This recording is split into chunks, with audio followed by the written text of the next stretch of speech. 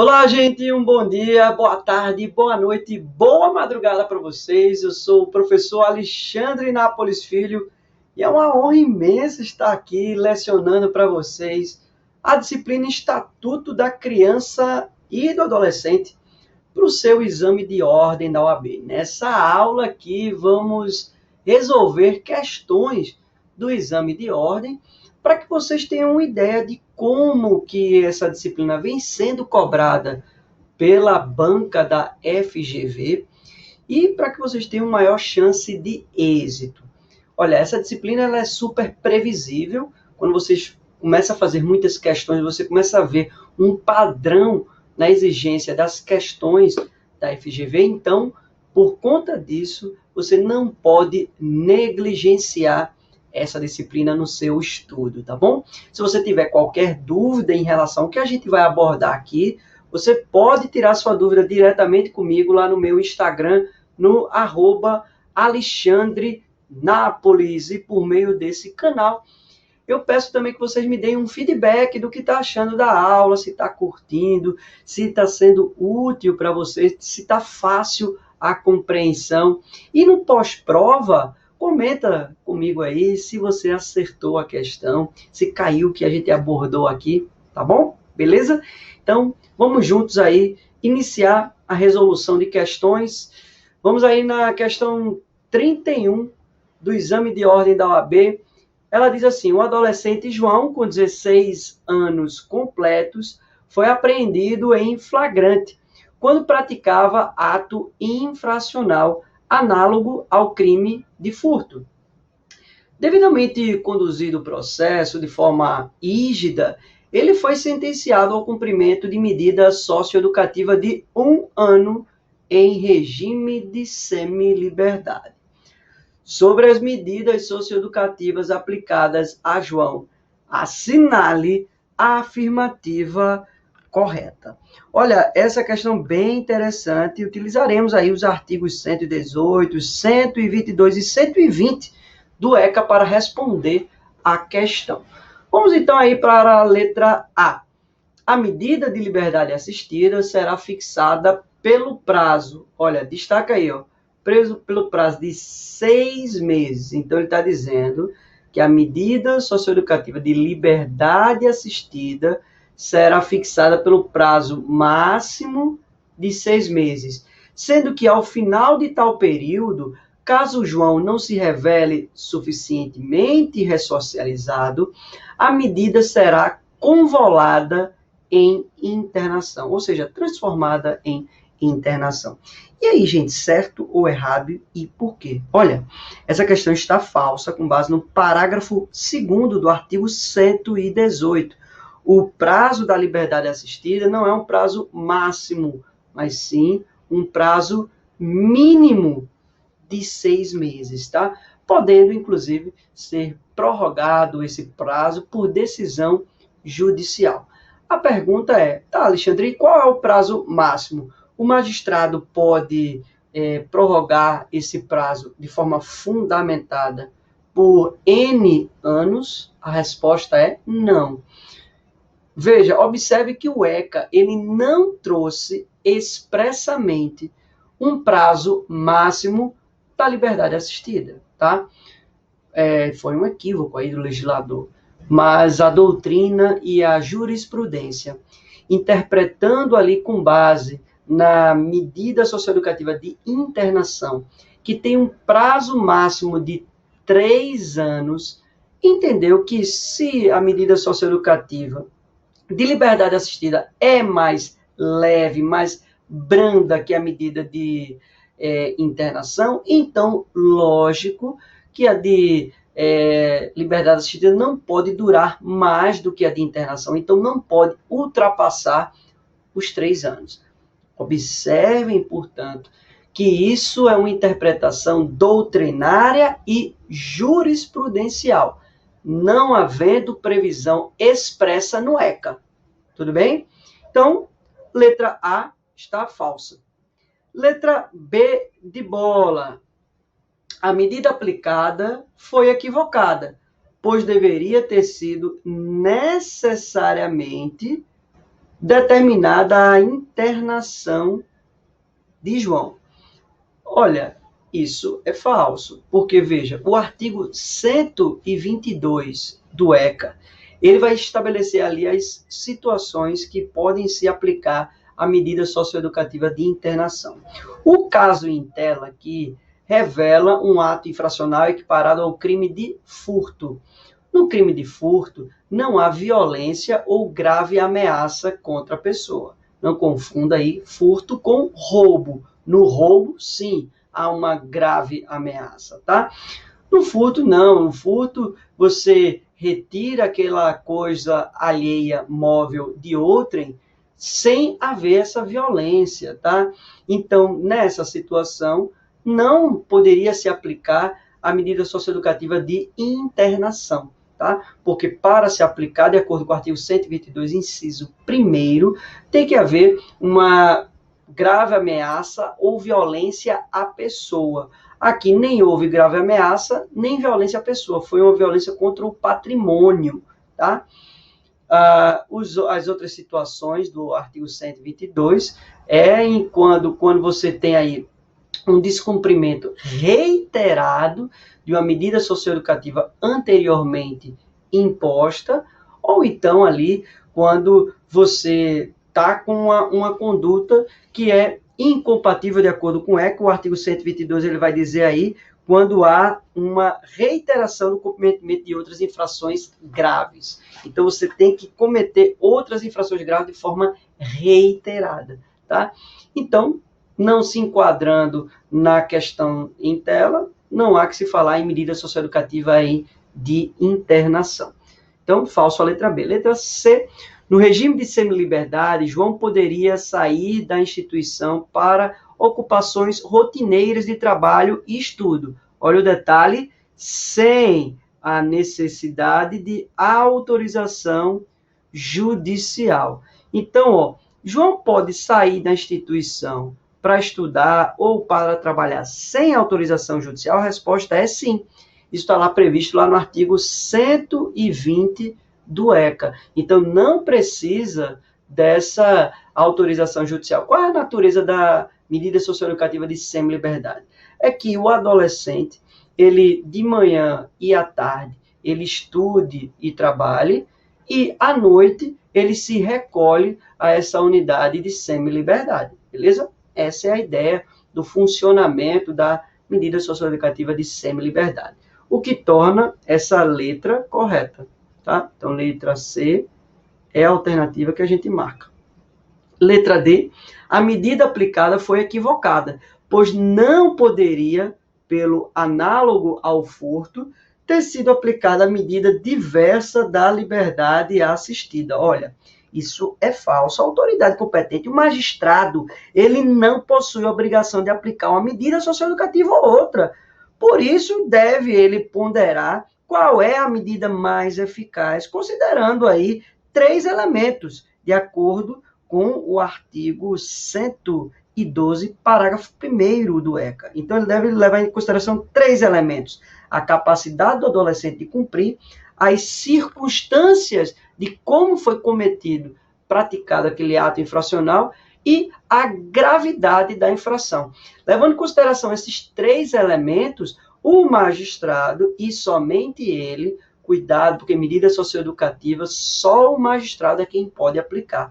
Nem o conselheiro tutelar, nem o promotor de justiça pode aplicar uma medida socioeducativa. Isso é uma medida exclusiva do Poder Judiciário. Tudo bem? Então, letra D de dado, tá? Falsa. Estão aí as fundamentações que a gente aqui trouxe. Então, o artigo 122 diz que a internação só pode ser aplicada quando se tratar de cometimento de medida com grave ameaça ou violência à pessoa, por reiteração de outras infrações graves e pelo descumprimento reiterado e injustificado de medida anteriormente imposta, que a gente chama isso de internação-sanção. Lembre-se que a internação-sanção tem um prazo máximo de 3 meses, de acordo com o ECA. A internação-sanção, que é essa do artigo 122, inciso 3º, tem um prazo máximo de 3 meses, tá? De duração. E lembre-se que a medida socioeducativa não comporta prazo determinado. Então, ó, aqui na questão, quando o caput da questão diz assim, ó, que na sentença ele colocou lá 1 ano de internação, isso está tecnicamente equivocado, porque o magistrado, na sentença, não deve colocar 1 ano, 6 meses, 1 ano e meio, 2 anos, 3 anos, não. Quem vai dizer se ele pode ser colocado em liberdade ou não são os relatórios ali socioeducativos da equipe técnica que vai acompanhar esse adolescente na medida socioeducativa de internação e com base nesse documento, no prazo máximo de 6 meses, de 6 em 6 meses no máximo, esse magistrado vai analisando a situação desse adolescente para saber se ele pode ou não ser colocado em liberdade. Então, cuidado na prova. De acordo com o ECA, a medida socioeducativa de semi-liberdade e de internação não comportam prazo determinado. Significa que na sentença o magistrado não deve ali dizer qual é o tempo determinado, porque ele vai precisar analisar de acordo com os relatórios da equipe técnica que acompanha esse adolescente no cumprimento da medida. Beleza? Maravilha. Vamos então aqui para a próxima questão, 31º exame de ordem da OAB. Maria chega à maternidade já em trabalho de parto, sendo atendida emergencialmente. Felizmente, o parto ocorre sem problemas e Maria dá à luz a Fernanda.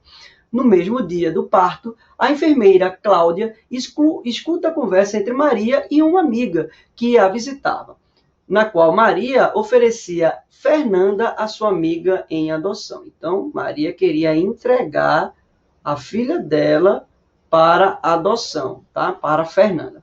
Por não se sentir preparada para a maternidade. Então, Maria não se sentia preparada e queria entregar a filha para Fernanda.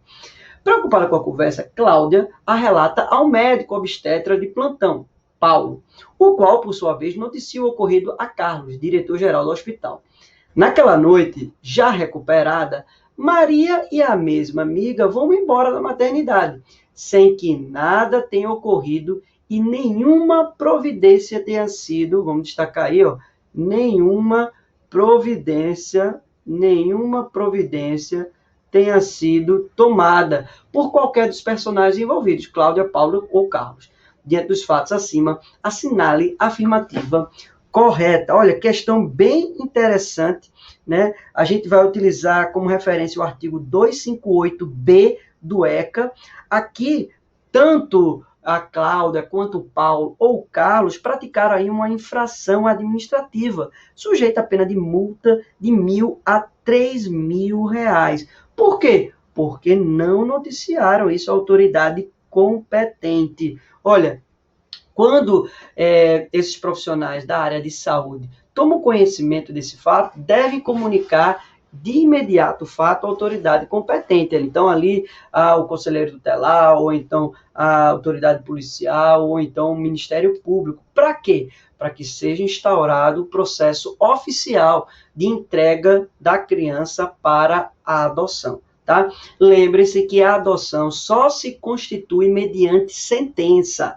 Então, precisa haver decisão judicial nos autos de um processo para que uma adoção ela ocorra oficialmente, legalmente.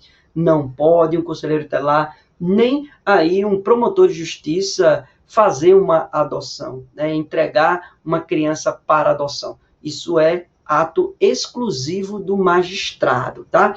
Então, ó, tem que seguir todo o rito ali do processo de adoção, sob pena de não haver essa condição de pai ou mãe adotivos para os pretendentes à adoção. Tudo bem? Lembre-se que a adoção é uma modalidade de colocação em família substituta, é uma medida protetiva, uma das medidas protetivas lançadas do artigo 101, e essa é uma medida mais grave, tá? Por quê? Porque ela é irrevogável. Tá, beleza. Então, vamos aí comentar os itens. Então, assinar a afirmativa correta. Letra A. Não foi cometida qualquer infração. Falso. Foi cometida, sim, infração administrativa. Porque a adoção irregular não se consumou no âmbito da maternidade. Falso. Letra B. Carlos cometeu infração administrativa consubstanciada no não encaminhamento do caso à autoridade competente, da autoridade judiciária, porque somente o diretor do hospital poderia fazê-lo. Falso, os três deveriam fazer algo, tá? Então, o médico, o enfermeiro ou o dirigente do estabelecimento de atenção à saúde tem que fazer algo de imediato, encaminhando o caso ali à autoridade judiciária de que tenha conhecimento, tá? Sob pena de infração administrativa ter cometido. Letra C, Carlos e Paulo não cometeram infração administrativa ao não encaminharem o caso à autoridade judiciária. Falso. Porque não cabe ao corpo médico tal atribuição? Cabe sim. Letra D, Carlos, Paulo e Cláudia cometeram infração administrativa por não encaminharem o caso de que tinha conhecimento para a autoridade judiciária. Perfeito. Essa é a letra que a gente marca. Olha, cuidado, porque uma próxima prova pode afirmar que isso aí é crime. Não é crime, isso é infração administrativa, tá bom? Então, letra D é a letra que a gente marca, tá aqui a fundamentação do artigo 258B, com pena de multa de R$1.000 a R$3.000, incorrendo na mesma pena o funcionário de programa oficial ou comunitário destinado ao direito à convivência familiar, que deixa de efetuar a comunicação referida no caput desse artigo, ou seja, o profissional ali da casa de acolhimento, né, que não informa o fato de imediato a autoridade judiciária, também pratica aí infração administrativa. Próxima questão, 30º exame de ordem da OAB, Roberta produziu em seu computador vídeo de animação em que se percebe a simulação de atos pornográficos entre crianças. O vídeo não mostra nenhuma imagem reconhecível, nenhuma pessoa identificável, mas apresenta inequivocadamente figuras de crianças e bem jovens. Sobre o fato apresentado, sobre a perspectiva do Estatuto da Criança e Adolescente, assinale a afirmativa correta. Olha, infelizmente, fato super comum na nossa sociedade, né? Isso está lá presente no artigo 241C do ECA, é crime, tá? É crime essa conduta de simular a participação de criança ou adolescente em cena pornográfica, tá? Com pena de reclusão de 1 a 3 anos e multa. Lembrando que esse é um crime formal. Independente do resultado, o simples fato da simulação já configura a execução do tipo penal aí, né, dessa simulação, tá bom? Então, vamos ver aí a letra A. Não é ilícito penal, falso, é sim. Artigo 241C. Letra B. É crime, pois o Estatuto da Criança e do Adolescente prevê a conduta típica de simular a participação de criança ou adolescente em cena pornográfica, por meio de qualquer forma de representação visual. Perfeito, é a letra que a gente marca, tá? Então, tranquila essa questão, sem nenhum mistério. Letra C, é crime se houver a divulgação pública do filme. Não precisa haver essa divulgação pública do filme, né? A simples simulação já configura o ilícito, tá? Pois a mera produção de filme envolvendo simulacro de imagem de criança ou adolescente em situação pornográfica não é reprovada pelo Estatuto. Falso. Letra D, não é ilícito penal. Falso. É sim, pois a animação somente se configura como simulação suficiente e apta a despertar a reprovabilidade criminal se reproduzir a imagem real de uma criança diretamente identificável. Não. Falso. Olha o que diz o artigo 241, né, C. Simular a participação de criança ou adolescente em cena de sexo explícito. Então, basta a simulação, tá? Não precisa ter efetivamente, né? Basta a simulação. Então, ou pornográfico por meio de adulteração, montagem ou modificação de fotografia, vídeo ou qualquer outra forma de representação visual. Pena de reclusão de 1 a 3 anos e multa, tá? Então, letra B é a letra que a gente marca. Vamos para a próxima. 30º exame de ordem OAB. Pedro, 16 anos, então Pedro é um adolescente, foi apreendido em flagrante quando subtraía um aparelho de som de uma loja. Questionado sobre sua família, disse não ter absolutamente nenhum familiar conhecido. Encaminhado à autoridade competente, foi designado defensor dativo. diante da completa carência de pessoas que por ele pudessem responder. Após a prática dos atos iniciais, Pedro requereu ao juiz a substituição do seu defensor por um advogado conhecido, por não ter se sentido bem assistido tecnicamente, não confiando no representante originalmente designado. Com base nessa narrativa, assinale a afirmativa correta. Questão também simples, e a gente vai utilizar como referência o artigo 207, parágrafo 1º do ECA. Então, vamos ver aí a letra A.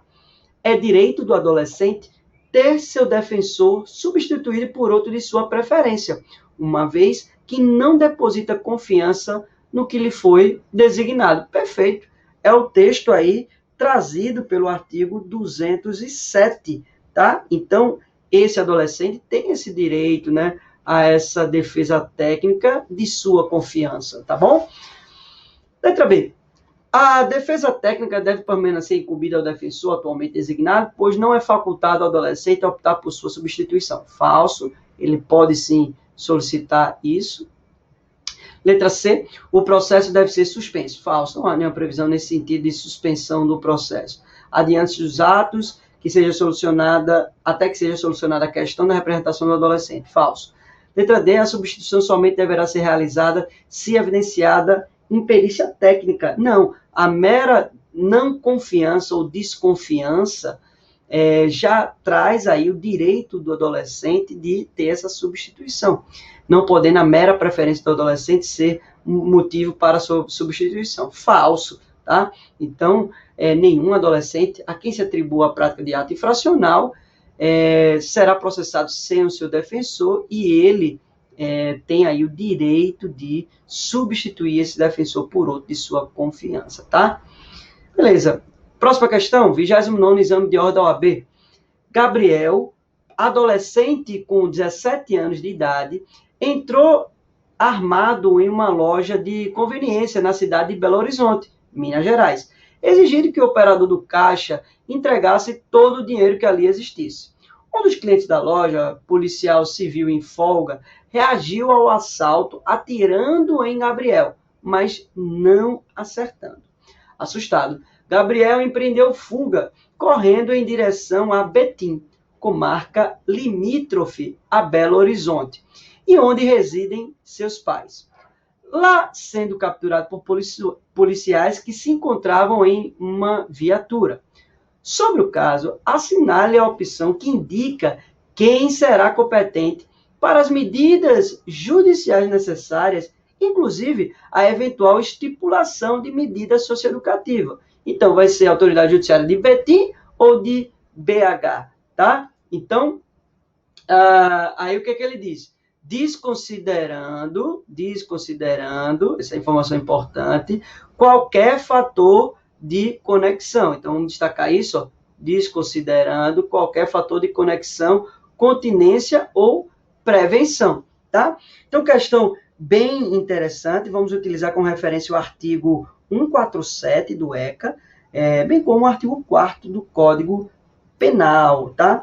Então, ó, nesses casos de ato infracional, será sempre competente a autoridade do lugar da ação ou da omissão, tá? Observadas aí as regras de conexão, continência e prevenção. Mas como ele disse aqui, para você desconsiderar qualquer fator de conexão, continência ou prevenção, então o que importa é onde foi praticada. Se ele praticou a ação lá em Belo Horizonte, então é o juiz de BH o competente.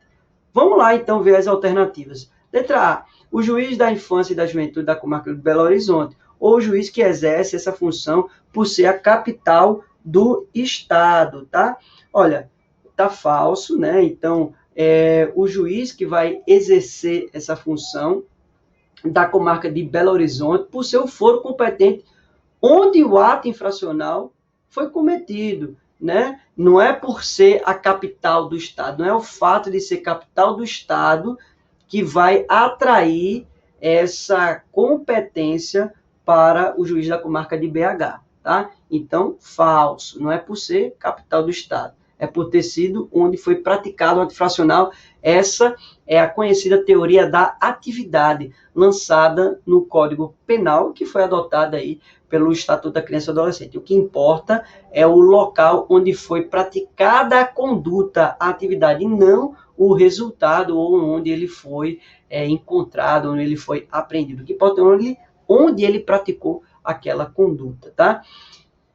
Beleza, teoria da atividade, conhecida teoria da atividade. Então, letra B, o juiz da infância e da juventude, ou o juiz que exerce essa função da comarca de Belo Horizonte, por ser o foro onde ocorreu o ato infracional. Beleza, é o foro onde ocorreu o ato infracional, cometido por Gabriel, artigo 147, parágrafo 1º do ECA, tá?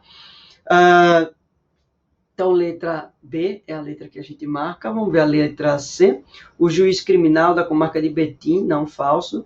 Letra D, o juiz da infância e da juventude, ou o juiz que exerce essa função da comarca de Betim, falso, não é da comarca de Betim, é por ser onde residem os pais do adolescente. Não, tá? Então, letra B é a letra que a gente marca. Se tiver alguma regra de conexão, continência ou prevenção a ser aplicada, poderá ser aplicada, mas a questão expressamente disse aí que não era para se aplicar. Então, né, letra B é a letra que a gente marca. Vamos para a próxima questão. 29º exame da ordem da OAB. Júlio, após completar 17 anos de idade, deseja, contrariando seus pais adotivos, buscar informações sobre a sua origem biológica junto à vara da infância e da juventude de seu domicílio. Lá chegando, a ele é informado que não poderia ter acesso ao seu processo, pois a adoção é irrevogável. Inconformado, Júlio procura um amigo advogado, a fim de fazer uma consulta sobre seus direitos. De acordo com o Estatuto da Criança e do Adolescente, assinale a opção que apresenta a orientação jurídica correta para Júlio. Questão também simples, utilizaremos aí o parágrafo único do artigo 48, tá? Então, vamos ver aí as alternativas e vamos comentando. Letra A, ele poderá ter acesso ao processo, desde que receba orientação e assistência jurídica e psicológica. E aí, gente, corretíssimo, já é a letra que a gente marca, tá?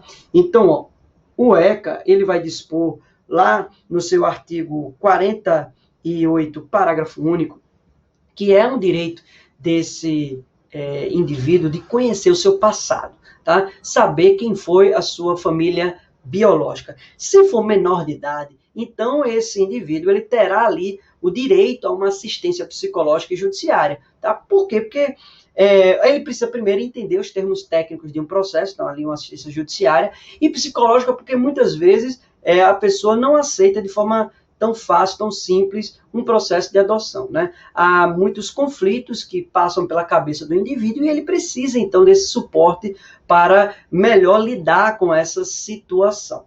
Sendo assim, é que o ECA estabelece que deve haver essa orientação quando a pessoa é menor de idade. Quando é maior de idade, não há a necessidade de ter essa assistência jurídica ou psicológica fornecida, então, aí para esse indivíduo, beleza? Então, letra A é a letra que a gente marca. Letra B, ele diz, ele não poderá ter acesso ao processo. Falso, ele tem o direito de acessar o processo, tanto quando menor de idade, quanto maior de idade, tá? Inclusive, esse acesso é importante. Imagina se ele estiver procurando ali, se ele tiver com um problema de saúde, né, estiver precisando de uma doação de medula óssea, então ele está procurando a família biológica para viabilizar uma maior compatibilidade, né? Quanto mais você busca a família biológica, maior é a chance de ter compatibilidade para fins de doação de medula óssea, né? Para tratamento de alguma doença específica, tá bom? Então, letra C, ele poderá ter acesso ao processo apenas se assistido por seus pais adotivos. Falso, não é essa a previsão no ECA. Letra D, ele não poderá ter acesso. Falso, ele poderá sim, pois a adoção é irrevogável. Olha, é verdade, a adoção é irrevogável, mas uma coisa não tem nada a ver com a outra, tá?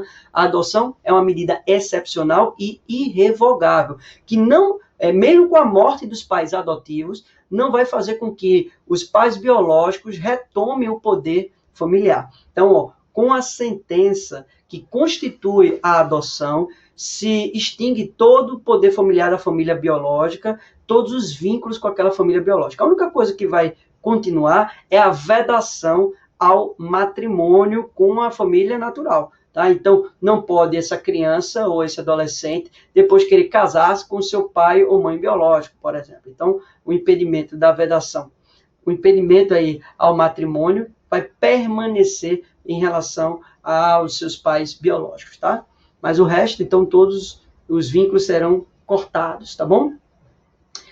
Também é importante a gente destacar no processo de adoção que há a previsão de idade mínima para você poder adotar. Para você adotar uma criança ou adolescente, você tem que ter no mínimo 18 anos. Para a pessoa ser adotada, ela tem que ter no máximo 17 anos, 11 meses e 30 dias. Ou seja, quando ela completar 18 anos, ela não pode mais ser adotada como regra. Por quê? Porque aos 18 anos se extingue o poder familiar. Tá, Alexandre, qual é a exceção se você falou como regra? Se o processo de adoção começou antes, imagina, começou quando a pessoa tinha 17 anos e 6 meses, e o processo demorou mais do que o devido, e aí a pessoa conquistou a maioridade, é direito dessa pessoa ser adotada pela família, se assim a família quiser, se assim ela passar pelo estágio de convivência, tá? Então, pode, então, eventualmente, uma pessoa de 18 anos, 19 anos, ser adotada, né? Desde que o seu processo tenha iniciado quando ela era ainda adolescente. E deve haver uma diferença de idade entre o adotante e o adotado de 16 anos, tá? Também é importante destacar as restrições para adotar. É vedada a adoção por procuração, você não pode terceirizar o afeto, o amor, então você não pode passar uma procuração para que outro inicie um processo de adoção no seu lugar, tá? Então, esse processo de adoção é personalíssimo. Também é vedado a adoção de ascendentes, né? Então não podem adotar os ascendentes, então o avô não pode adotar um neto e um irmão não pode adotar o outro irmão, mas não há nenhuma vedação de que um tio adote um sobrinho, por exemplo, tá? E também há restrição para adoção enquanto não se der conta da administração e saudar ao seu alcance o tutor e o curador em relação ao pupilo e o curatelado. Vamos para a próxima questão. Bruno, com quase 12 anos de idade, morador de Niterói, na região metropolitana do Rio de Janeiro, foi aprovado em um processo de seleção de jogadores de futebol para a categoria de base de um grande clube, sediado no Rio de Janeiro, capital. Cidade, olha, informação importante para quem não é do Rio de Janeiro, que não conhece o Rio de Janeiro. Então, cidade contígua à de sua residência. Então, Niterói, uma cidade ali vizinha, né, do Rio de Janeiro, capital. Os treinamentos na nova equipe implicam o deslocamento de Niterói ao Rio de Janeiro todos os dias. Normalmente o pessoal faz ali ou pela ponte Rio-Niterói, ou então pela balsa, né? Todos os dias e de volta. Ocorre que os pais de Bruno trabalham em horário integral e não poderão acompanhá-lo. Lembre-se que Bruno tem quase 12, ou seja, ele tem 11. Se ele tem quase 12, ele tem 11, tá? Ele é uma criança, tá? Ele é uma criança, tá? Beleza. Então, os pais, buscando orientação, consultam você como advogado sobre qual seria a situação, a solução jurídica para que Bruno frequentasse os treinos desacompanhado. Então, Bruno é uma criança de 11 anos de idade e ele quer ir para os treinos desacompanhado. Mora em Niterói e o treino é lá no Rio, capital. Então, ele tem que fazer ali, ou por balsa ou pela Rio-Niterói, essa travessia todos os dias. Assinale a orientação, a opção que apresenta essa orientação adequada, tá? Olha, a resposta a gente vai encontrar no artigo 83, parágrafo 1º do ECA. Vamos olhar as alternativas e comentando.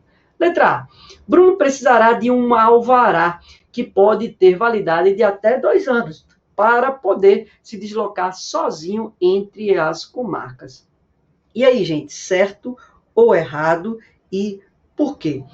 Gente, isso está falso, tá? Veja, o artigo 83, quando ele dispõe dessa previsão de deslocamento, de movimentação dessa criança ou desse adolescente dentro do país, ele vai trazer a seguinte regra. Olha, primeiro você tem que ter em mente o deslocamento no país. E tem uma outra regra que é o deslocamento para fora do país. Então, o artigo 83 ele fala desse deslocamento dentro do país para crianças e adolescentes até 16 anos de idade. Então, nesse caso aqui, como é uma comarca contígua, ele vai entrar dentro da exceção trazida no parágrafo 1º do artigo 83, que permite que uma criança faça esse deslocamento sem precisar estar acompanhada dos pais. Então, Bruno pode tranquilamente, mesmo sendo criança, desacompanhada dos pais, fazer esse translado sozinha, tá? Se assim não fosse, na prática, o que é que a gente iria ter? Uma grande dificuldade de crianças pelo Brasil inteiro de conseguir conquistar o direito aí à educação, ao esporte, ao lazer, porque a gente tem um país muito gigante, muito grande, e a gente tem também uma situação de grande crise econômica, grande pobreza, há muita pobreza no Brasil, e os pais que não têm condições financeiras não têm com quem deixar seus filhos, não existe uma babá, não existe uma pessoa para poder fazer esse translado junto com a criança. E o pai está ali trabalhando, colocando ali no suor, é ou não é, o pão de cada dia dentro de casa, né? Então, se a lei travasse nesse aspecto, a gente iria ter um grande problema de acesso à educação, à cultura, esporte e lazer para as crianças pobres. Então, a regra é o seguinte, para fazer esse deslocamento nacional, você precisa estar acompanhado dos pais e, se não tiver, ter ali a autorização judicial. Mas o parágrafo 1º, ele vai trazer ali exceções. Eu quero trazer aqui o texto do parágrafo 1º. Ele vai dizer, essa autorização não será exigida quando se tratar de comarca contígua da residência da criança ou adolescente, que é o caso aqui, né? Ou seja, uma comarca vizinha, né? Então, o Niterói é vizinho do Rio. Então, contígua à residência da criança ou adolescente menor de 16 anos, se na mesma unidade da federação ou incluída na mesma região metropolitana. Então, simplesmente, como a gente aqui comentou, o Bruno pode pegar a sua mochilinha, botar nas costas a sua chuteira e ir desenvolver o seu treino sozinho, tá? A outra exceção trazida para o parágrafo 1º é quando a criança ou adolescente menor de 16 anos estiver acompanhada de ascendente ou colateral maior até o 3º grau, comprovado documentamento do parentesco, ou então de pessoa maior, pode ser um vizinho, né, expressamente autorizado pela mãe, pai ou responsável, tá? Se não tiver essas autorizações dos pais, mãe ou responsável, pode ter, então, a autorização judicial, essa autorização que pode ser estendida pelo prazo de 2 anos de validade, ok? Então, vamos voltar aqui, a letra A é falsa, não precisa de alvará judicial, aí pode, então, sozinho ir fazer isso. Letra B, Bruno pode simplesmente ir aos treinos sozinho, não ser necessária qualquer autorização judicial para tanto. Perfeito, é a letra que a gente marca, porque é a exceção trazida no parágrafo 1º do artigo 83. Letra B, não é possível a frequência aos treinos. Falso, é possível sim.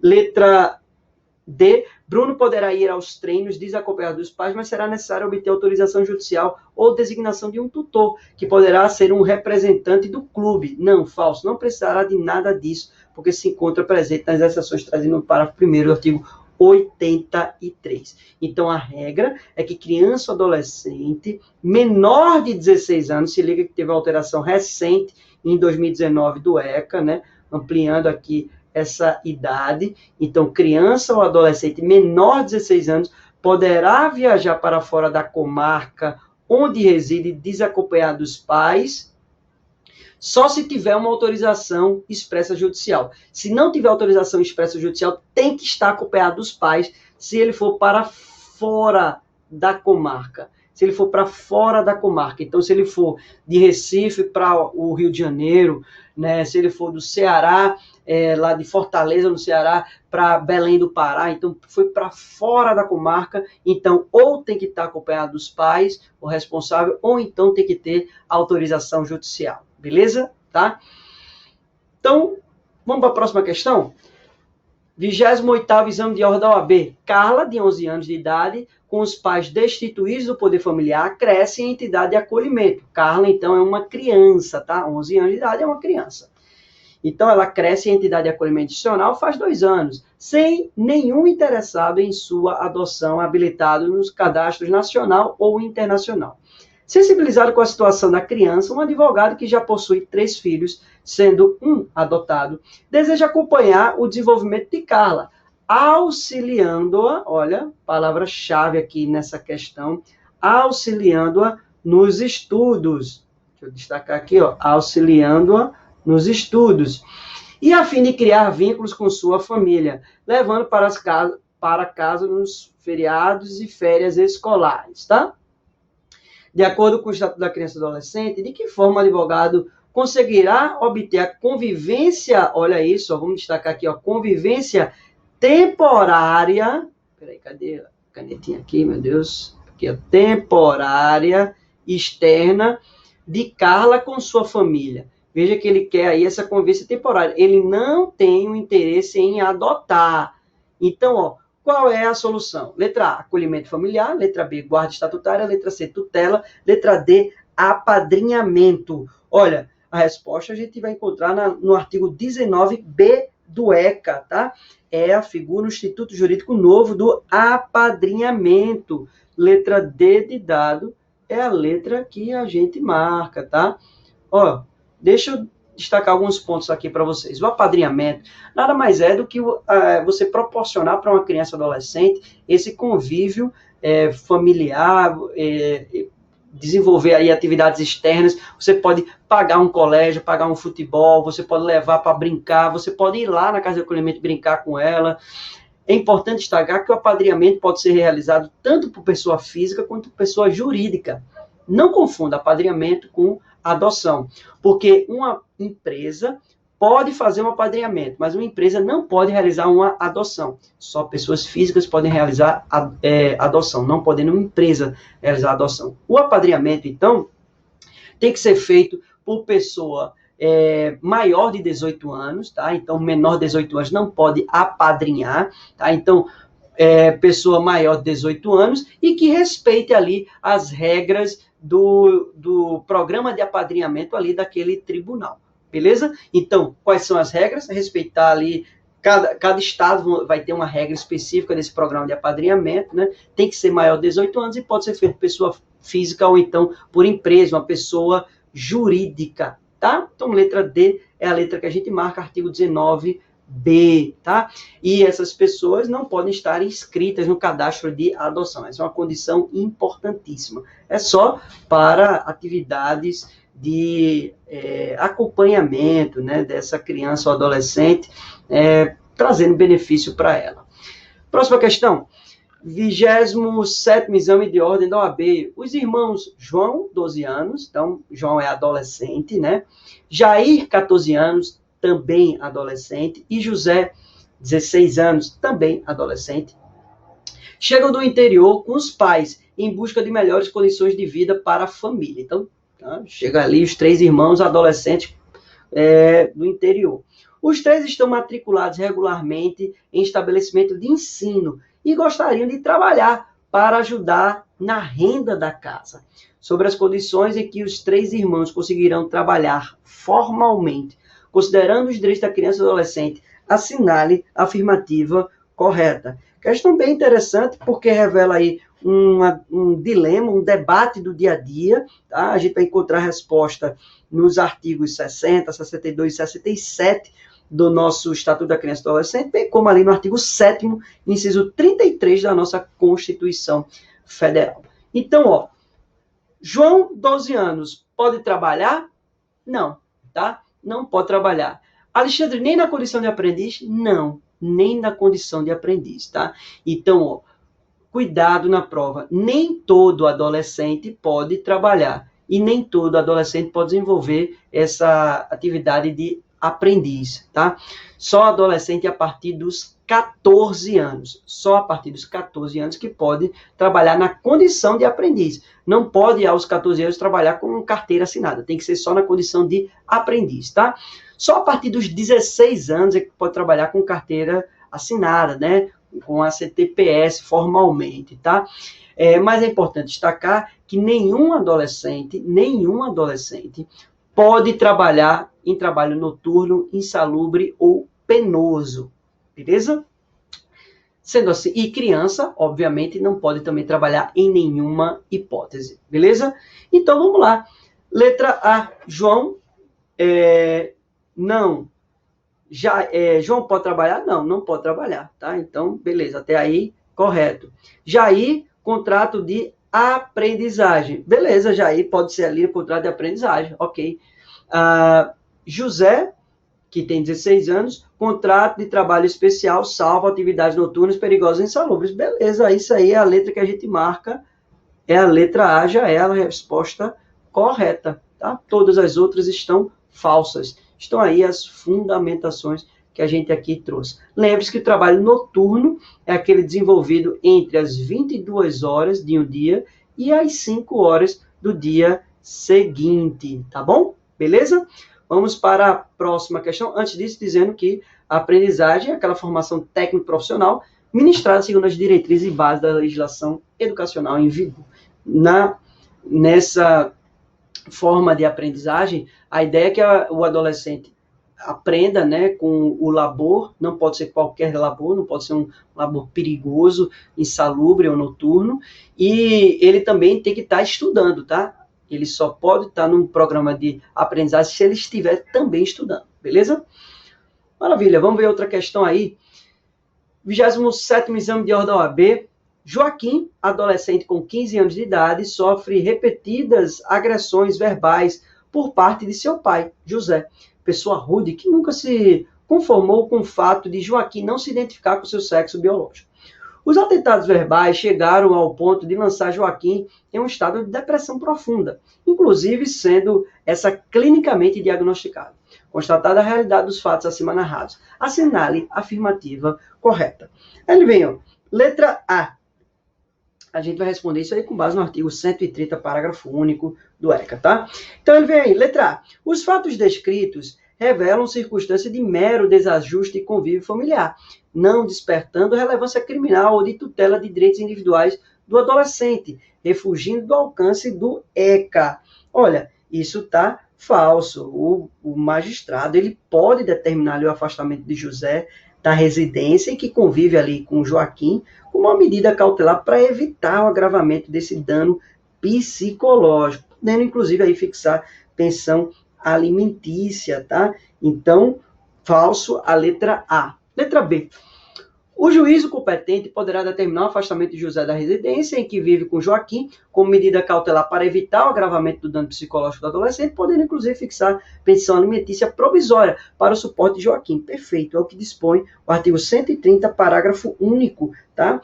Quando a gente está diante desses maus tratos, opressão ou abuso sexual, tá? Então não é somente esse maltrato psicológico, mas também essa opressão e até um abuso sexual pode gerar aí para os pais, o responsável, essa medida de retirada desses pais de forma cautelar do lar, tá? E com a obrigação desses pais aí, então, pagar aí esses alimentos, tá?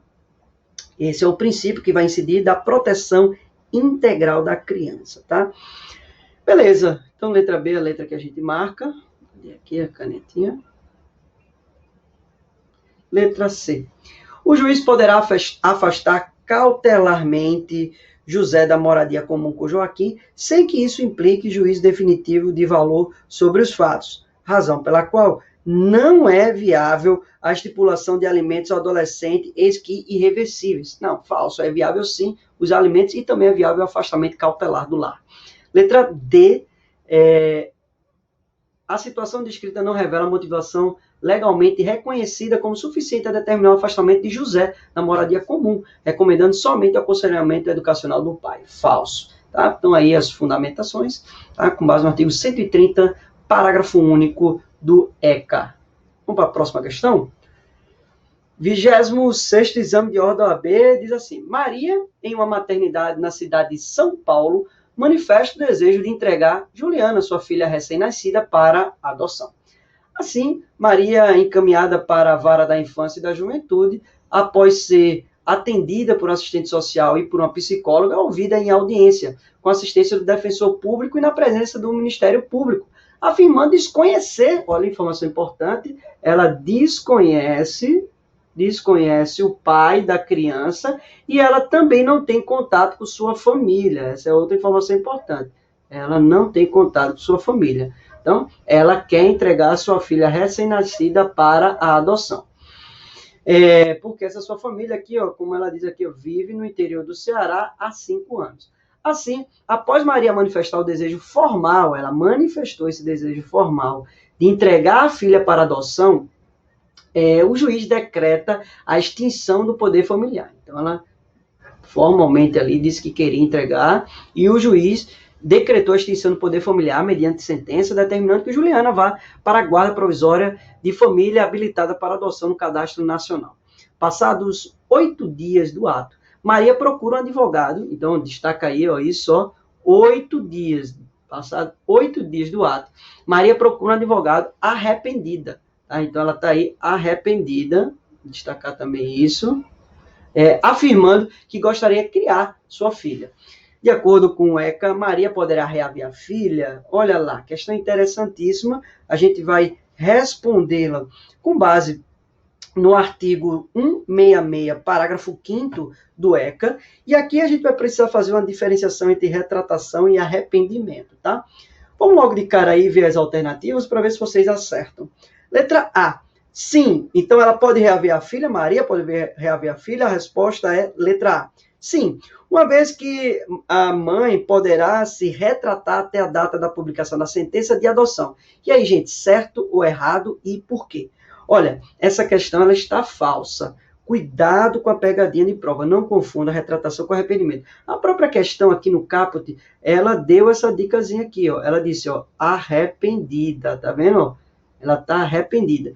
Então, ó, aqui a gente não está falando de retratação. A gente não está falando de retratação, porque a retratação ela deve ser feita até a data da realização da audiência. Então, assim, a mulher, ela não conhece quem é o pai, não tem família extensa, então não tem avós interessados, né, tios, ninguém interessado em ficar com aquela criança, né, criar aquela criança. Então, ela fala lá que vai querer entregar para adoção, o juiz vai ouvi-la, vai disponibilizar ali uma equipe técnica interprofissional, né, com assistente social e psicólogo, para tentar entender a situação e tentar fazer com que ela mude de opinião. Se ela continuar com essa ideia, então vai ser marcada uma audiência. Essa audiência, depois da distribuição da petição, essa audiência deve ser realizada no prazo de 10 dias, tá? Então, distribuiu a petição, em 10 dias deve ser feita a audiência de instrução e julgamento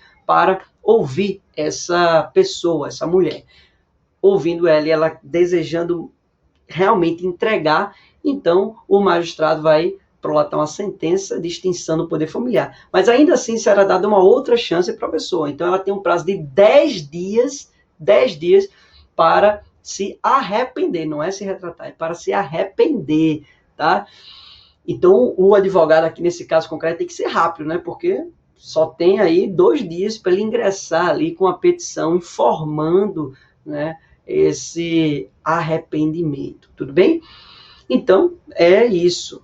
Letra A, falso. Letra B, sim, pois ela poderá se arrepender, olha lá, ela poderá se arrepender até 10 dias após a data da aprovação da sentença de extinção do poder familiar. Perfeito, então, só vai restar 2 diazinhos aí, porque já se passaram 8, segundo a questão aqui, ó. A questão diz que se passaram, ó, 8 dias, tá vendo? 8 dias. Beleza. Letra C, não, então falso. Pode sim ela ter de volta a sua filha, considerando a extinção do poder familiar, falso. Letra D, não, já que Maria somente poderia se retratar até a data da audiência. Veja, aqui não é retratação, a gente está falando aqui de arrependimento. Quando concordou com a adoção, então falso. Então, ó, está aqui de forma bem didática a diferença entre retratação e arrependimento. E também os detalhes do programa de apadrinhamento que a gente viu aí na questão anterior. Vamos para a próxima questão, 26º exame de ordem da OAB. Fala sobre os crimes em espécie, né? Então diz aí a questão. Em cumprimento de mandado de busca e apreensão do juízo criminal, policiais encontraram fotografias de adolescentes vestidas em posições sexuais, com foco nos órgãos genitais, armazenadas no computador de um artista inglês. O advogado do artista, em sua defesa, alega a ausência de cena pornográfica, uma vez que as adolescentes não estavam nuas, e que a finalidade do armazenamento seria para comunicar às autoridades competentes. Considerando o crime de posse material pornográfico, posse de material pornográfico, previsto no artigo 241b do ECA, merecem prosperar os argumentos da defesa. Então, ó, merece prosperar essa ideia de que ele estava ali só para ir comunicar o fato às autoridades e que elas não estavam efetivamente nuas. Merece prosperar? E aí, gente? Olha, não vai prosperar, porque a finalidade pornográfica está aí demonstrada, né? E o artista, ele não vai fazer não vai ter qualquer direito a excludente de tipicidade, tá? Então, vamos ver as alternativas. Então, os argumentos da defesa devem prosperar. Letra A, sim, falso, não vai prosperar. Pois para a caracterização da pornografia, as adolescentes teriam que estar nuas. Não precisa, tá? O mero armazenamento já vai configurar aí o crime, pouco importando aí se as menores estavam vestidas ou não. Então, a gente tem que observar que o dispositivo ele não se limita à conduta praticada através de computador ou internet, porque basta ele trazer ali aquele material impresso ou então em videocassete para configurar ali o crime, né? Videocassete é algo bem velho, né? Mas ainda existe, né? Então, esse é o crime de natureza formal, que a gente diz, né? Então, falso, a letra A. Letra B, não, uma vez que basta afirmar que as fotos são de adolescentes e não de crianças. Falso, porque o tipo penal, ele abarca tanto criança quanto adolescente, tá? Então, falso. Letra D. Sim, uma vez que a finalidade do artista era apenas de comunicar o fato às autoridades competentes. Olha, para ele fazer isso, ele tinha que ter uma autorização, tá? Então, ó, tá falso isso daí, tá? Então, ele não pode aí chegar e dizer, não, eu fiz isso só para ir comunicar, tá? Então, falso. Letra D, não, pois a finalidade pornográfica restou demonstrada. E o artista não faz jus à excludente de tipicidade. Perfeito, é o que a gente marca. É a letra D, com base aí no artigo 241b, tá? E parágrafo 2º, tá? Então, ó, o parágrafo 2º, ele trata dessa questão da finalidade da comunicação à autoridade, tá? E aí ele vai dizer que não vai haver crime se após o armazenamento tem a finalidade de comunicar às autoridades competentes quando a comunicação for feita por agente público no exercício de suas funções, membro de entidade legalmente constituída que inclua entre suas finalidades institucionais o recebimento, o processamento e o encaminhamento de notícia-crimes sobre o tema, e de representante legal e funcionários responsáveis do provedor de acesso ou dos serviços prestados por meio de rede de computadores, até o recebimento de material relativo à notícia feita à autoridade policial, ao Ministério Público ou ao Poder Judiciário, tá? Então, esse crime ele só ia deixar de acontecer para as pessoas tipificadas no parágrafo 2º do artigo 241, o qual não defende o artista inglês. Então, cuidado aí, então, com essa questão. Vamos aí para a próxima questão. 25º exame de ordem da OAB, ele diz assim, ó, Angélica, criança com 5 anos de idade, reside com a mãe Tereza, o padrasto Antônio e a tia materna Joana. A tia suspeita de que sua sobrinha seja vítima de abuso sexual praticado pelo padrasto. Tá? Então, uma criança de 5 anos de idade. Isso porque, certa vez, ao tomar banho com Angélica, esta reclamou de dores na vagina e no ânus, que aparentavam estar bem vermelhos. Na ocasião, a sobrinha disse que o papito colocou o dedo no bumbum e na minha perereca e dói.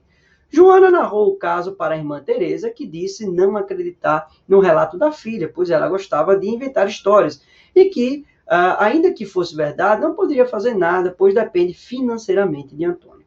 Joana, então, após registrar a ocorrência na delegacia de polícia, que apenas instaurou o inquérito policial e encaminhou a criança para o exame de corpo de delito, busca orientação jurídica sobre o que fazer para colocá-la em segurança imediatamente.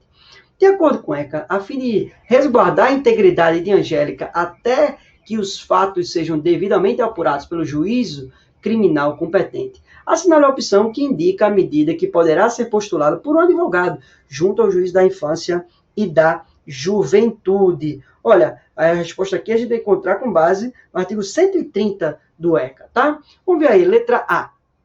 A solicitação de medida protetiva de acolhimento institucional de Angélica. Não, aqui a gente vai pedir a solicitação de afastamento de Antônio da moradia comum, tá? Então, não é a criança que deva ir para um acolhimento institucional. Ela tem que continuar no seio da sua família natural, dentro da sua casa, porque ela é a vítima né? O agressor é quem deve sair e não a vítima quem deve sair. Tudo bem? Então, letra A, falso.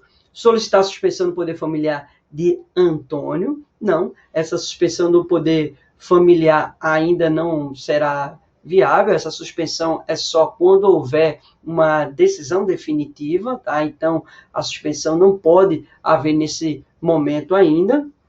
Letra C, solicitar o afastamento de Antônio da moradia comum. Beleza, essa é uma medida que pode ser adotada sim com base no artigo 130, né? Então, verificar essas hipóteses de maus tratos, opressão ou abuso sexual pelo pai ou responsável, essa autoridade pode determinar como medida cautelar esse afastamento de agressor da moradia comum e esse agressor vai ter que pagar aí os alimentos, tá? Então, letra C é a letra que a gente marca. Letra D, solicitar a destituição do poder familiar da mãe de Tereza. Não, a mãe de Tereza não vai ser destituída ainda do poder familiar. Isso tem que ter todo um processo judicial para ver se ela foi de alguma forma aí também culpada, né, por não se mobilizar, por não aí defender a sua filha, né? Mas não pode ser feito isso com medida cautelar, tá? Então, falso aí a letra D de dado, tá? Então, tá aí a fundamentação. Vamos aí, então, para a atriz, quando solteira, adotou o bebê Theo. Passados 2 anos da adoção, Beatriz começou a viver em união estável com Leandro.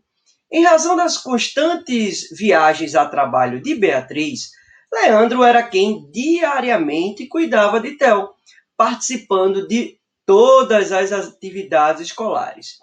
Theo reconheceu Leandro como pai. Quando Beatriz e Leandro terminaram o relacionamento, Theo já contava com 15 anos de idade. Leandro, atendendo a um pedido do adolescente, então o adolescente é quem fez esse pedido, decide ingressar com a ação de adoção unilateral do infante. Beatriz discorda do pedido, sob o argumento de que união estável está extinta e que não mantém um bom relacionamento com o Leandro. Considerando o princípio superior do interesse da criança e do adolescente e a prioridade absoluta no tratamento de seus direitos, Theo pode ser adotado por Leandro. Olha, questão interessante, e a própria questão ela já apresenta os princípios que vão responder à questão. Veja, nessa adoção unilateral, em regra ali, você precisaria ter a concordância da mãe. Ocorre que, nesse caso concreto, a gente está falando de um adolescente. E o ECA expõe que quando a gente está falando de um processo de adoção do adolescente, a opinião do adolescente deve ser levada em consideração. É diferente de quando a gente está diante de um processo de adoção de uma criança. A opinião da criança num processo de adoção pode ser levada em consideração. Por que pode, Alexandre? Porque depende do grau de desenvolvimento dessa criança. Imagina que a gente está falando de uma adoção de um bebê de 1 ano de idade. A opinião desse bebê vai ser levada em consideração? É lógico que não, porque esse bebê não conseguirá expressar a sua vontade. Então, quando a gente está falando de um adolescente, a opinião desse adolescente é muito relevante. Então, vai se aplicar aqui os princípios do maior interesse da criança e do adolescente, como a própria questão aqui explanou, e também o princípio do interesse da prioridade absoluta dessa criança e do adolescente, tá? Sendo assim, lógico que o adolescente pode ser adotado pelo pretendente aqui colocado na questão, tá? Porque é a vontade dele e que há ali uma relação de afinidade, de afeto, tá? Mesmo sem a vontade expressa da mãe biológica. Vamos então aqui buscar a resposta nas alternativas.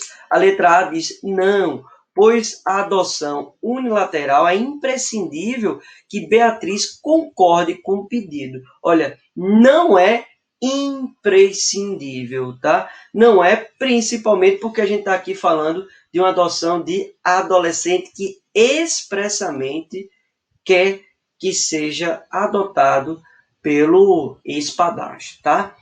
Letra B, sim, caso haja no curso do processo acordo entre Beatriz e Leandro regulamentando a convivência familiar de Theo.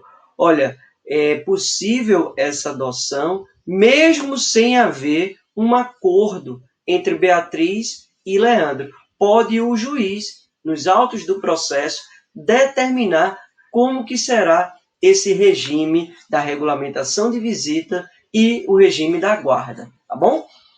Letra C, não, pois somente os pretendentes casados ou que vivem em união estável podem ingressar com ação de adoção unilateral, falso.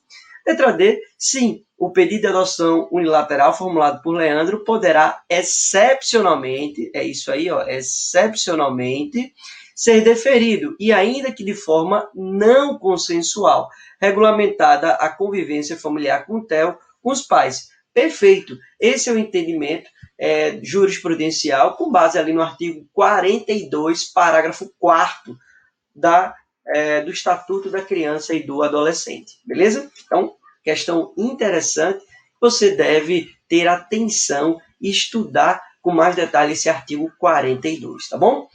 Vamos aí para a próxima questão, questão do 24º exame de ordem OAB. Os irmãos órfãos João, com 8 anos de idade, e Caio, com 5 anos de idade, então, ambos ali são criança, tá? João e Caio são criança.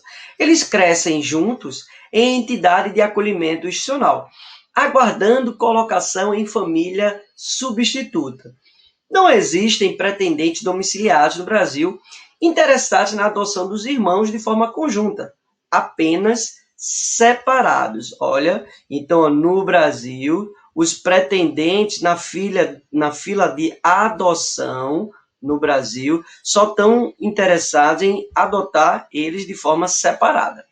Existem famílias estrangeiras com interesse na adoção de crianças com o perfil dos irmãos e uma família de brasileiros domiciliada na Itália, sendo esta a última inscrita no cadastro.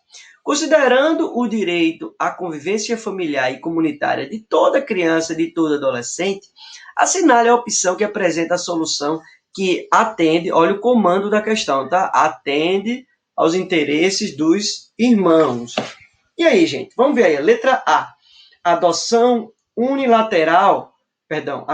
nacional pela família brasileira domiciliada na Itália. Letra B. Adoção internacional pela família estrangeira.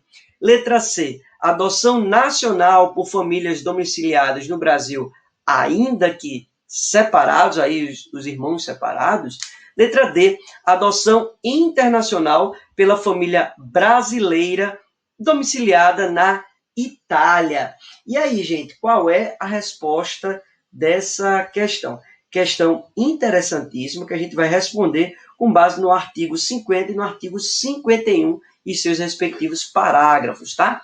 Já sabe a resposta? Olha, vamos lá. Aqui a gente está diante de o interesse da criança e do adolescente. Então, a regra é que esses irmãos devam ficar juntos. Para que isso, Alexandre? Para que não haja mais dano intelectual, emocional, moral para esses indivíduos. A gente sabe que quando uma criança vai para uma casa de acolhimento, ela já vai por um motivo muito grave, tá? Quando ela vai para um processo de adoção, ela já passou ali por uma situação de grande violação aos seus direitos, né? Por uma situação muito grave, normalmente, que aconteceu na sua família, porque ninguém vai para um processo de adoção sem nenhum motivo. Tem que ter algum motivo grave, né? De alguma desestruturação na sua família biológica, né? Então, a ideia é manter esses irmãos juntos para diminuir esse impacto emocional, diminuir o trauma na vida desses indivíduos, certo? Então, qual a solução aqui? É a gente buscar a união. No Brasil, não tem ninguém interessado nos dois irmãos juntos. A gente tem um grupo de estrangeiros, né, famílias estrangeiras interessadas, mas de forma a ser uma adoção internacional. E temos aí um casal de brasileiros domiciliados na Itália que tem o interesse de que eles fiquem juntos, adotar os irmãos juntos. Então, ó, esse casal de brasileiros domiciliados na Itália vão ter prioridade, tá? Então, a gente está diante de uma adoção internacional, apesar de serem brasileiros, mas como eles estão domiciliados na Itália, a gente está diante de uma adoção internacional. Então, esses brasileiros domiciliados na Itália terão prioridade. Cuidado aqui com a letra A, porque ele diz, ó, adoção nacional pela família brasileira domiciliada na Itália. Falso. Essa não é uma adoção nacional, é uma adoção internacional, tá? Por conta disso, a resposta será a letra D de dado, né? Adoção internacional pela família brasileira domiciliada na Itália, com base aí nos artigos 50, parágrafo 10º, 51, parágrafo 1º e 2º, e o artigo 28, parágrafo 4º, tá? Então, letra D é a resposta que a gente marca. Vamos aí para a próxima questão. Fala do direito ao respeito e à dignidade. 24º exame de ordem da OAB. Maria, aluna do 9º ano do ensino fundamental, de uma escola que não adota a obrigatoriedade do uso de uniforme. Então, a escola, vamos destacar aqui, ela não adota a obrigatoriedade do uso do uniforme, certo? Ela frequenta regularmente culto religioso afro-brasileiro com seus pais. Após retornar das férias escolares, a aluna passou a ir às aulas com um lenço branco enrolado na cabeça. É o chamado turbante, né? Afirmando que necessitava permanecer coberta por 30 dias. As alunas Fernanda e Patrícia, incomodadas com a situação, procuraram a direção da escola para reclamar da vestimenta da aluna. Lembrando que essa escola não adota a obrigatoriedade do uso de uniforme, tá? O diretor da escola entrou em contato com o advogado do estabelecimento de ensino a fim de obter subsídios para sua decisão. A partir do caso narrado, assinale a opção que apresenta a orientação que você, como advogado da escola, daria ao diretor. Aí vem aí, então, as alternativas. Letra A, proibir o acesso da aluna à escola. Letra B, marcar uma reunião com os pais da aluna a fim de compeli-los a descobrir a cabeça da filha. Letra C, permitir o acesso regular da aluna. Letra D, proibir o acesso das 3 alunas, ou seja, uma medida até mais radical, tá? E aí, gente, qual é a resposta que a gente marca? A gente vai ter que lembrar aqui o princípio da proteção integral à criança e adolescente, que está previsto no artigo 3º do ECA, bem como aí o direito à liberdade de crença e de culto religioso, que está previsto lá no artigo 16, inciso 3º do ECA, tá? Além disso, com base no artigo 17, é importante a gente destacar que essa menina, o nome dela aqui qual é o nome dela? Da religião, cadê?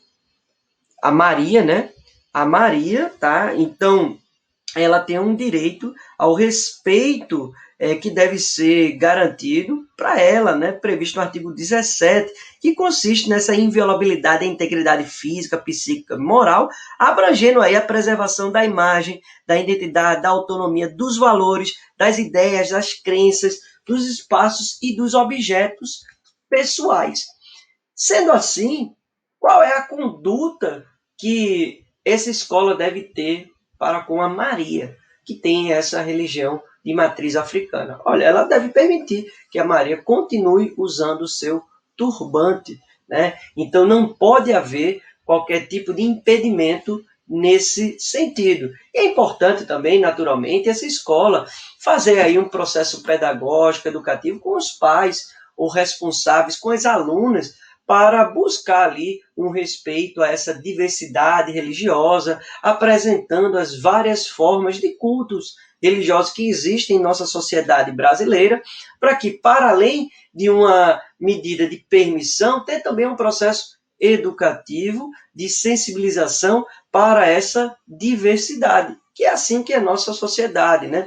Então, a escola é só um retrato dessa nossa sociedade tão diversa que é a sociedade brasileira. Então, a alternativa aqui correta é a letra C, permitir o acesso regular da aluna, mas era importante também, né, essa escola fazer esse diálogo educativo, pedagógico, tanto com as alunas, quanto com os professores, quanto também aí com os pais ou responsáveis, tá? Então, tranquila aí essa questão. A fundamentação se encontra nesses dispositivos que a gente aqui comentou, tá? Então, vamos aí para a próxima questão. Questão das entidades de atendimento, 23º exame de ordem da OAB.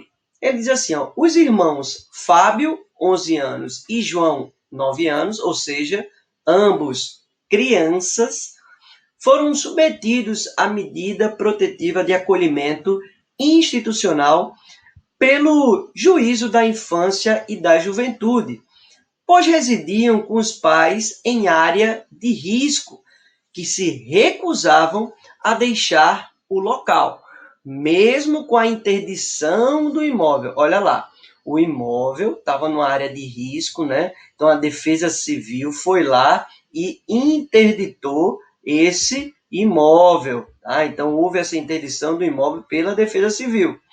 Passados uma semana do acolhimento institucional, os pais de Fábio e João vão até a instituição para visitá-los, sendo impedidos de ter contato com os filhos pela diretora da entidade de acolhimento, ao argumento de que precisariam de autorização judicial para visitar as crianças.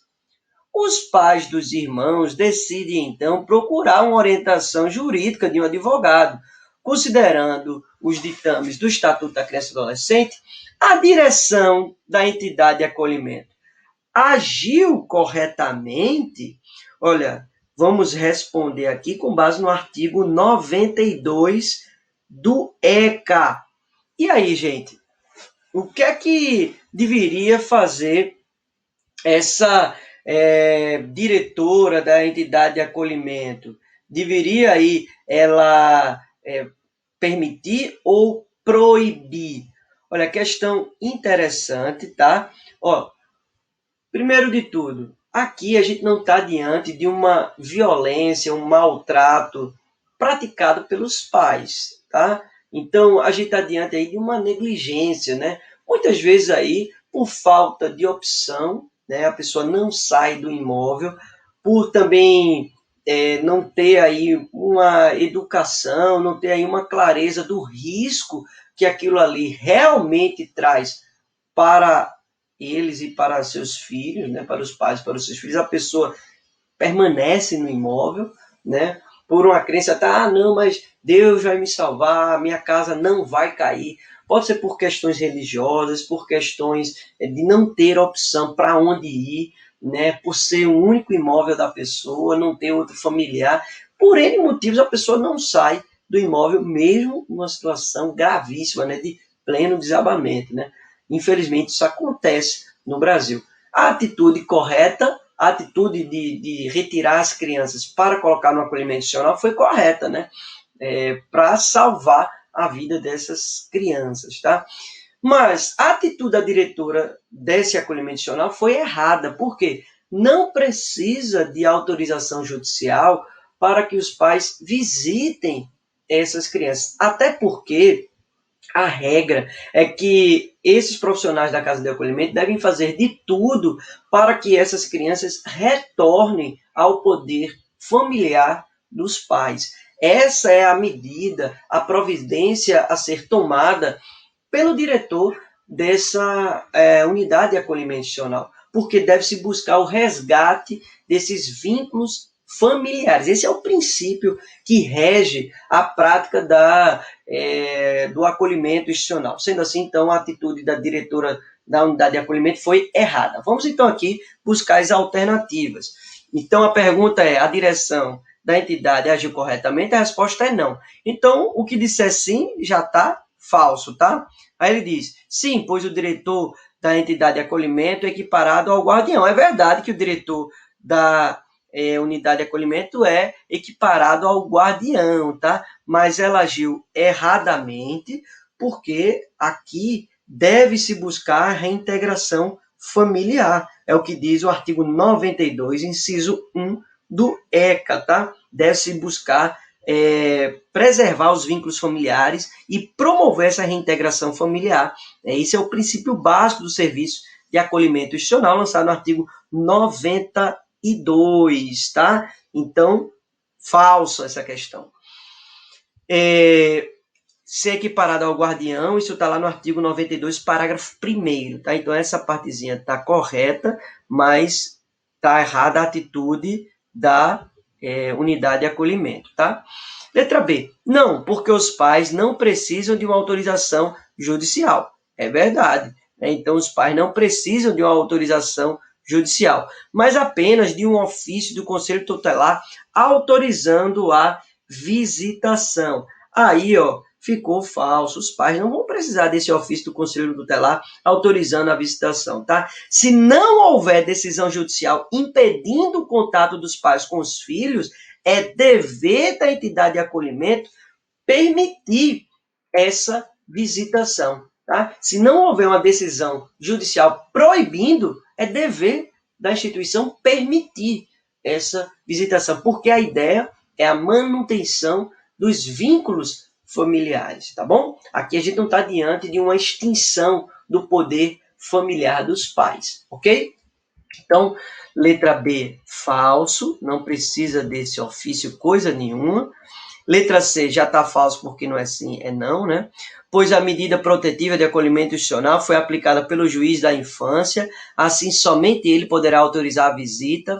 Falso, tá? A regra é que não precisa de autorização judicial para ter a visita, tá? Letra D, não, diante da ausência de vedação expressa da autoridade judiciária para a visitação ou decisão que suspenda ou destitua do exercício do poder familiar.